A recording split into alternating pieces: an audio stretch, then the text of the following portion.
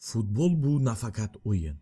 Bu his-tuyg'ularning portlashi, g'alaba uchun kurash, g'azab, adolat va g'urur to'qnashuvi. Lekin ayrim futbolchilar uchun bu hislar ba'zan chegaradan oshib ketgan.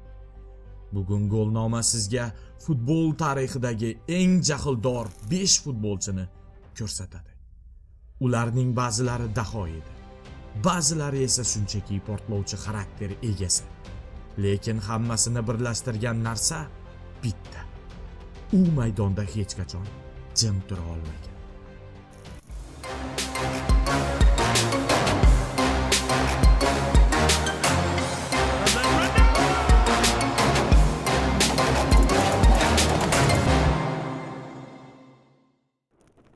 Beshinchi o'rin.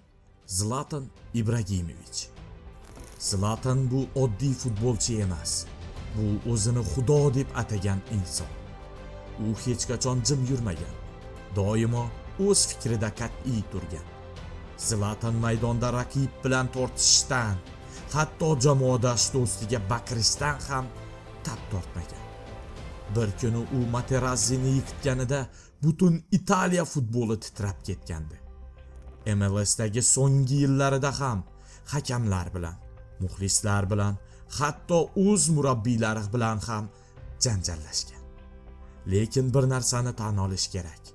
Zlatanning jahli ham uning kuchining bir qismi edi. U g'azabni motivatsiyaga aylantira olgan kam futbolchilardan biri.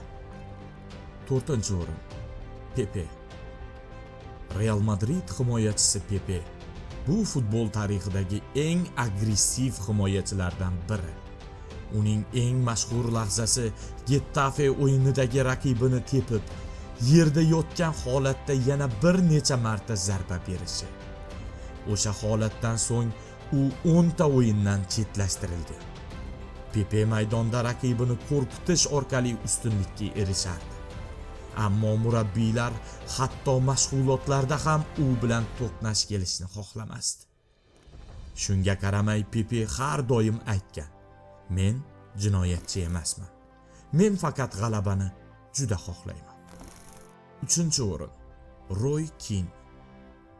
Roy Keane Manchester United tarixidagi eng qat'iyatli va eng jahldor kapitan.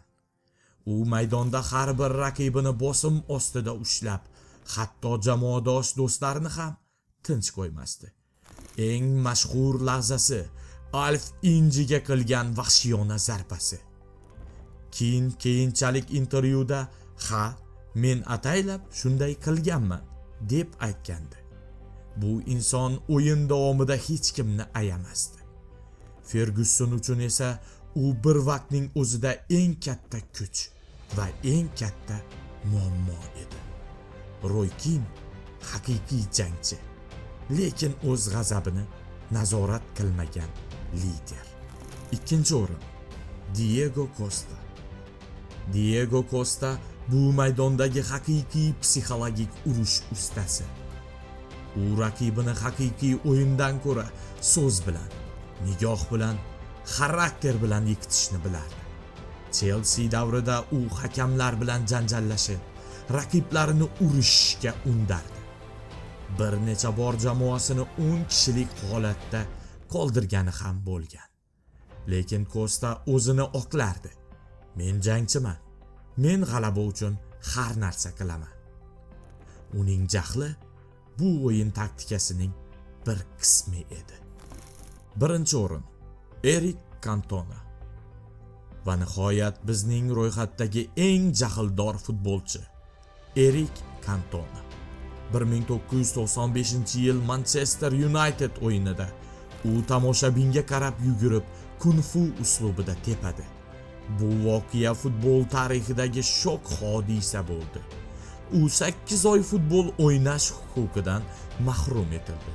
Shunga qaramay Cantona iste'dodning, xarakterning va g'azabning mukammal kombinatsiyasi edi. U maydonda ham, matbuotda ham hech kimdan qo'rqmasdi. Uning g'azabi san'at. Uning fe'l-atvori afsona. Futbol bu faqat texnika va taktika emas. Ba'zida g'alabani yurakdagi olov, yurakdagi g'azab olib keladi. Bu futbolchilar asabiy bo'lishgan, lekin ularning ismlari tarixda abadiy qolgan. Sizningcha futbol tarixidagi eng jahldor o'yinchi kim bo'lgan? Izohlarda yozib qoldiring. Biz esa sizlar bilan xayrlashamiz.